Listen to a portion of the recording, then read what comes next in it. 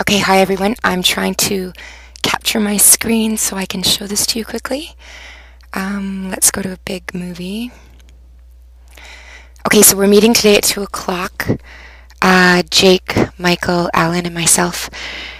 Founders is what we'll be. We're creating a foundation for companies, projects, ideas. So found is the first word, founder, and then a foundery, i.e. the place, using the F. That's the final place that I got to with the logo. This is still my favorite, the take on the one that Robin had originally created with the F and the fire. And the little distilling cup to synthesize ideas and whatnot, I love. Then just the F, I don't know, that's what I've been using so far.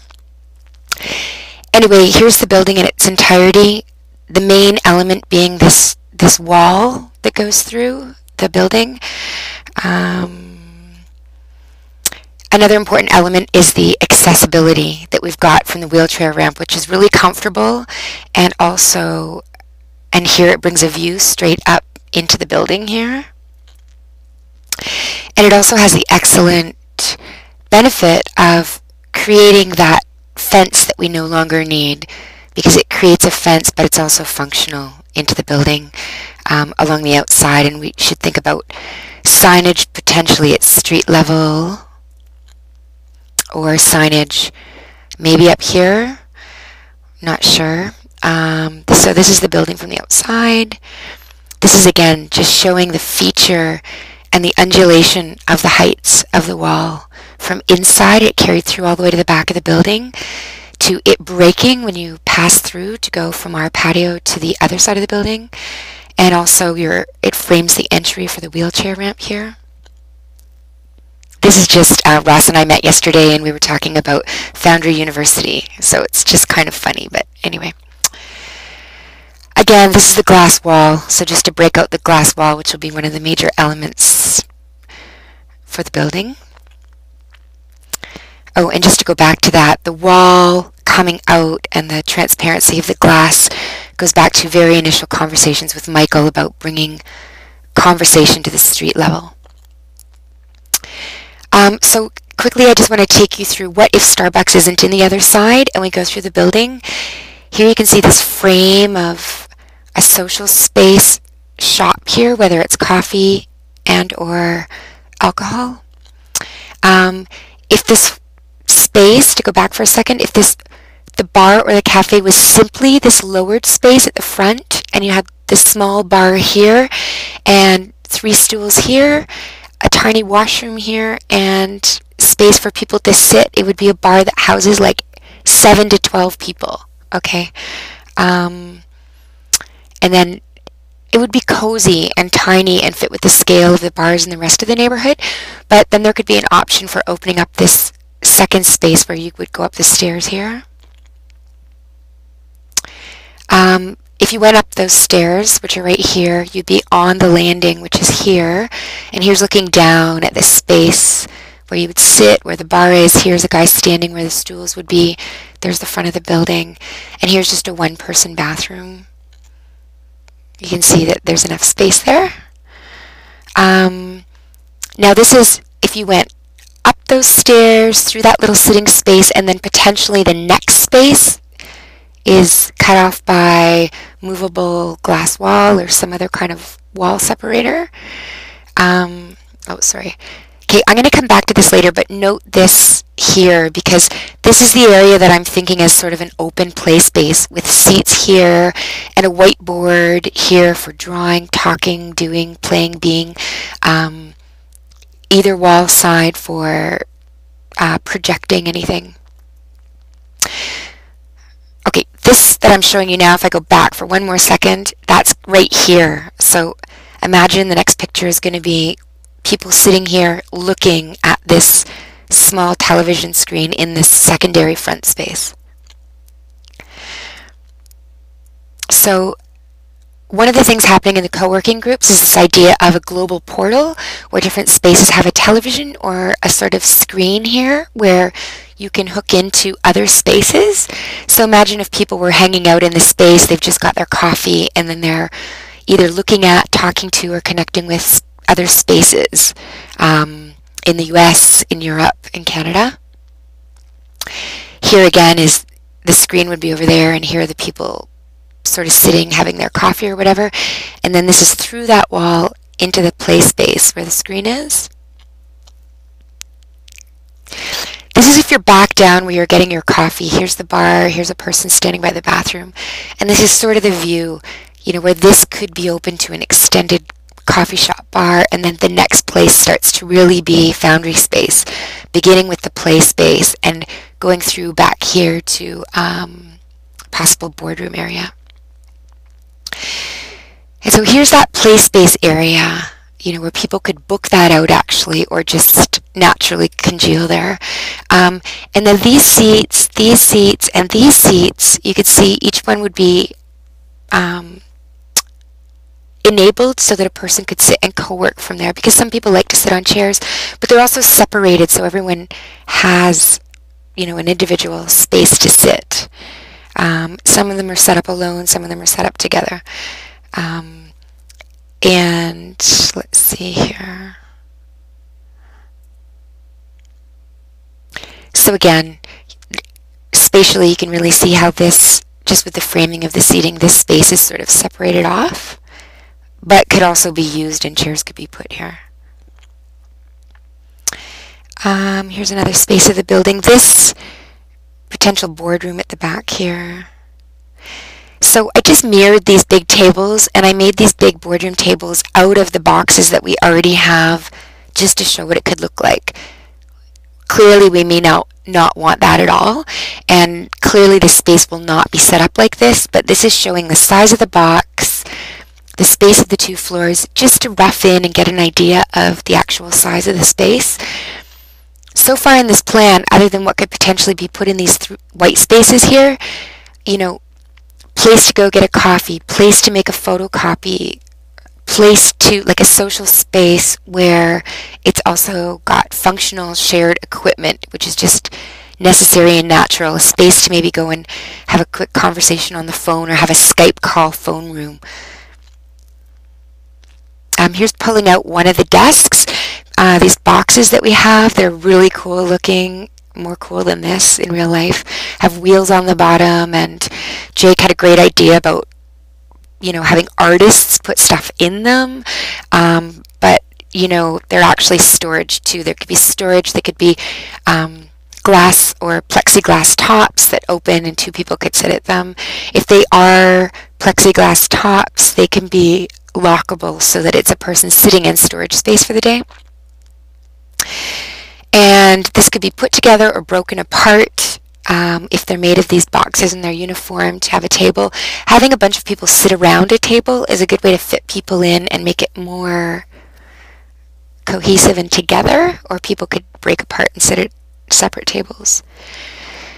Again here, if we only have this side of the space, this part of the space is available too. So given Jake may well take Starbucks, I just wanted to show what this could be before he says yes. So this side of the space, the next plan is to take this side of the space and only make this foundry. And here is showing the ground floor. The blue is the usable area.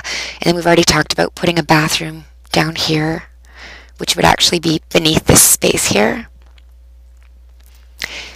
So here's the top view of the floor plan. Up here would be Moso on this side, Normative on this side. Here's showing the outside wheelchair ramp, which is the same space that's over here. This space here is actually enclosed by the glass wall. Then we would have maybe this space for Foundry that's here. This was just small little street side bar, possibly open to this space. This could have a wall here, could be a wall here, separating these 2 spaces. This is right now the whole Starbucks space, and the reason that nothing is put here is because that is a potential for another bathroom on the top floor. And here's the, if this were open in all Foundry, this would be shared space here.